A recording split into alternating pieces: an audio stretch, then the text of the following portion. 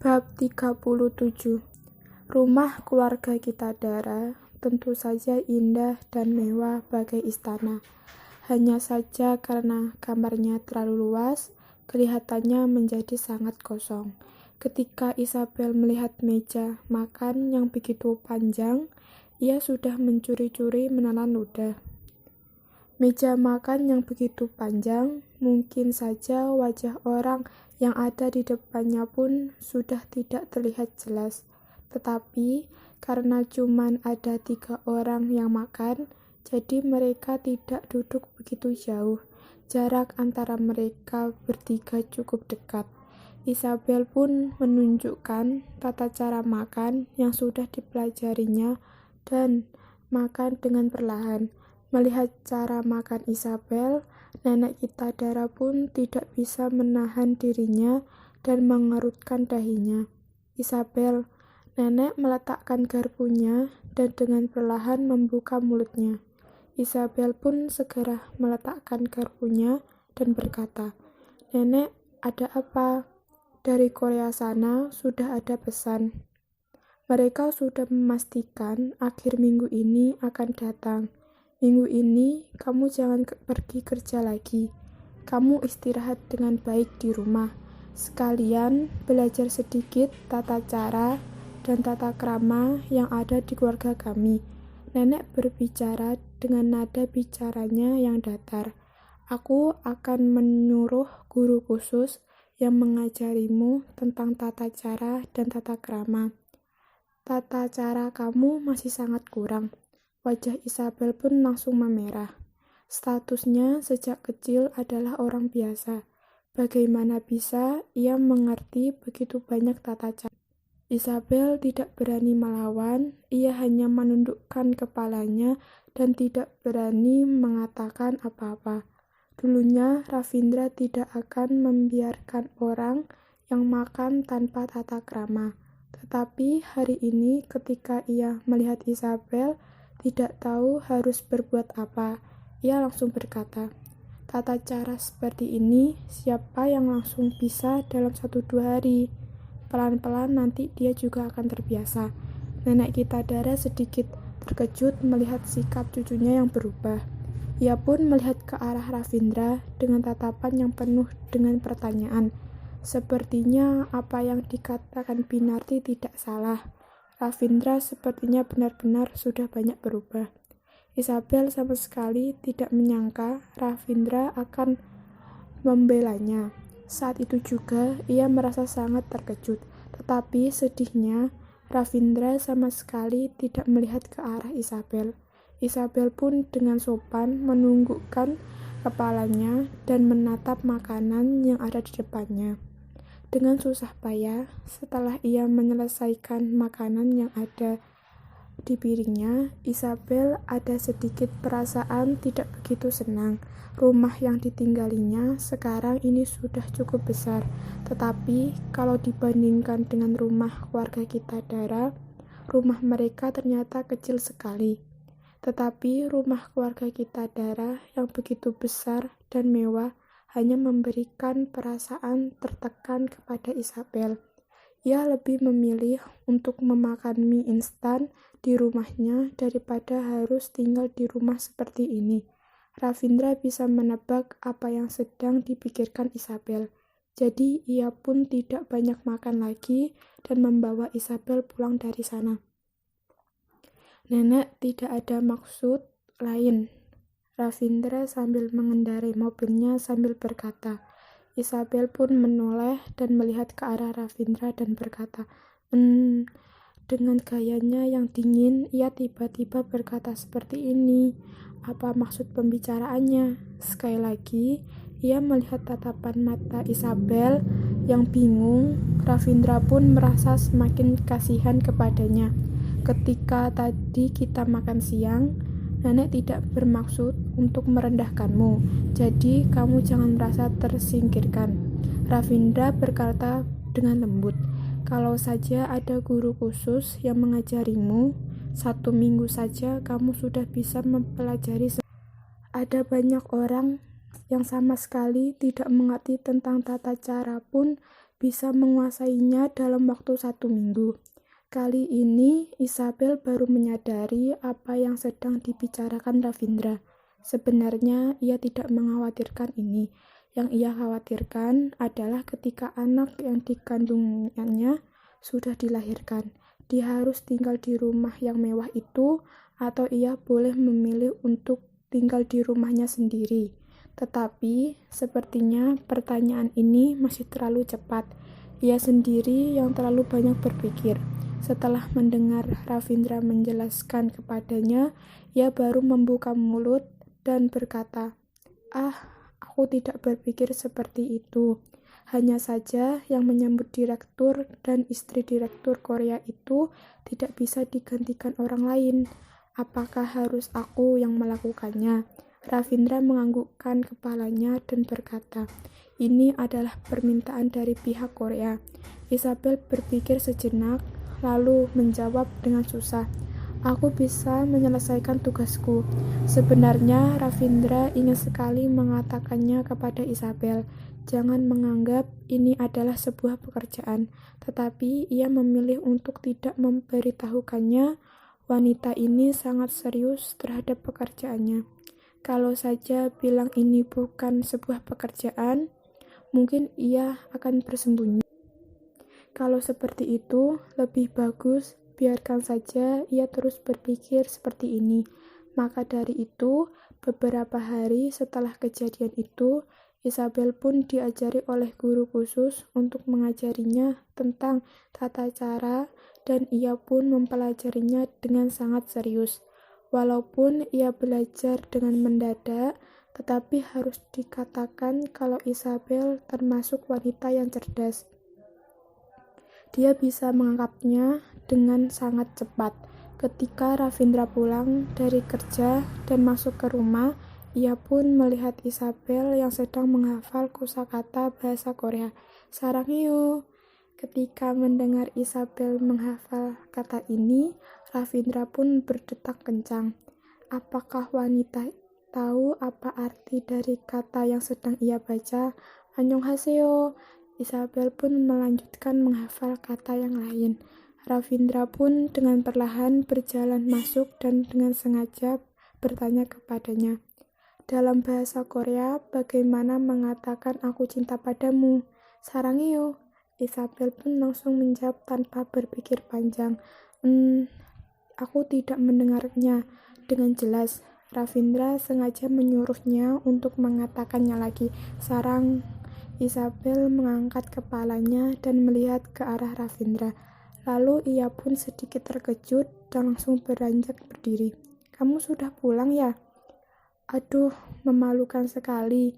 Aku sudah belajar 2 hari, tetapi masih tidak bisa membacanya dengan benar. Tetapi ia sendiri mengingat kalau beberapa hari yang lalu ia mendengar Ravindra bertelepon langsung menggunakan bahasa Korea. Standar bahasa Koreanya yang seperti ini benar-benar membuat ia merasa sangat malu. Kenapa mau belajar kalimat ini? Tatapan mata Ravindra dengan perlahan menjadi semakin berbinar. Dia sendiri juga tidak tahu ia sedang menunggu apa. Isabel melihat Ravindra dengan bingung, lalu menjawabnya, tidak tahu. Guru tata cara yang mengajarinya. Aku hanya mengikuti saja. Ravindra memandangnya dan tidak mengatakan apa-apa. Lalu ia membalikkan badannya dan pergi. Isabel mengedip-ngedipkan matanya dan melihat bayangan Ravindra yang pergi dan ia masih belum kembali kesadarannya. Dia kenapa marah? Emangnya ia menjawab salah? Jadi ia seharusnya menjawabnya apa? Ada baiknya ia sudah mulai terbiasa dengan sikap Ravindra yang seperti ini. Jadi ia pun malas mempedulikannya lagi. Ketika waktu makan malam, Ravindra masih saja marah. Isabel benar-benar tidak bisa mengerti sebenarnya ia mengatakan apa yang salah. Isabel berpikir-pikir sepertinya ia benar-benar tidak cocok untuk mendampingi Ravindra menyambut orang Korea itu. Kalau saja mereka berdua masih di keadaan seperti ini, bagaimana ia bisa melakukan pekerjaannya dengan baik. Isabel pun mengalah sedikit dan ia secara otomatis mengambilkan makanan untuk Ravindra. Sejak malam hari itu, mereka makan malam dengan sangat bahagia. Bakpao sekarang menjadi makanan wajib mereka. Ravindra awalnya sedikit marah, tetapi ketika melihat Isabel mengambilkan makanan untuknya, ia pun langsung teringat dengan makam ketika mereka berdua memakan bakpao. Ketika ia teringat dengan malam itu, amarah yang ada di dalam tubuh Ravindra pun mulai reda. Lalu ia pun menjulurkan tangannya dan makan. Isabel melihat ke arah Ravindra dengan tatapan penuh pengharapan. Pandangan Ravindra akhirnya pun mulai menjadi lebih lembut. Isabel pun menggunakan pandangannya yang berbinar-binar itu untuk memuaskan Ravindra. Ada apa? Kenapa melihat aku seperti ini? Emangnya ada hal yang kamu mau dari aku? Suara Ravindra pun sedikit merendah.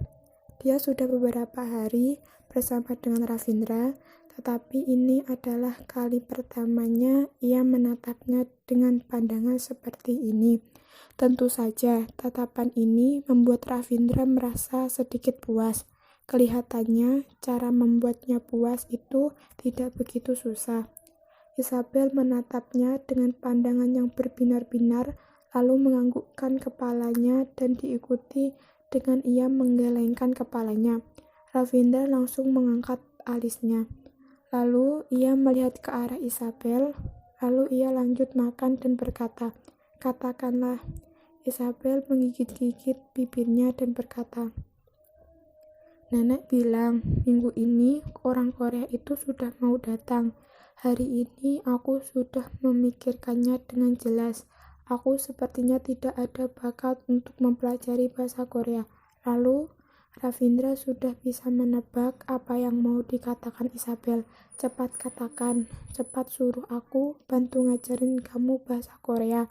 Bahasa Korea aku tentu saja lebih bagus dari guru itu." Isabel melihat ke arah Ravindra dan berkata, "Nanti ketika orang Korea itu sampai, aku boleh senyum saja tidak?" "Aku tidak mengatakan apa-apa."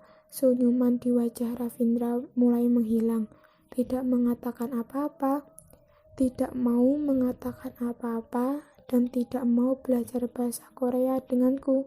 Perasaan baik yang tadi dimiliki Ravindra langsung hilang dalam seketika. Lalu ia pun meletakkan sumpit yang ada di tangannya di atas meja dan tidak makan lagi. Isabel terbengong melihat raut wajah Ravindra yang langsung berubah dan membalikkan badannya dan pergi. "Aku salah bicara lagi. Ada apa yang salah di kalimat yang aku ucapkan? Tadi bukannya perasaan dia bagus-bagus saja. Kenapa tiba-tiba langsung berubah? Ya ampun. Aku sudah mau gila. Aku harus berbuat apa baru bisa membuat dia menjadi baik?"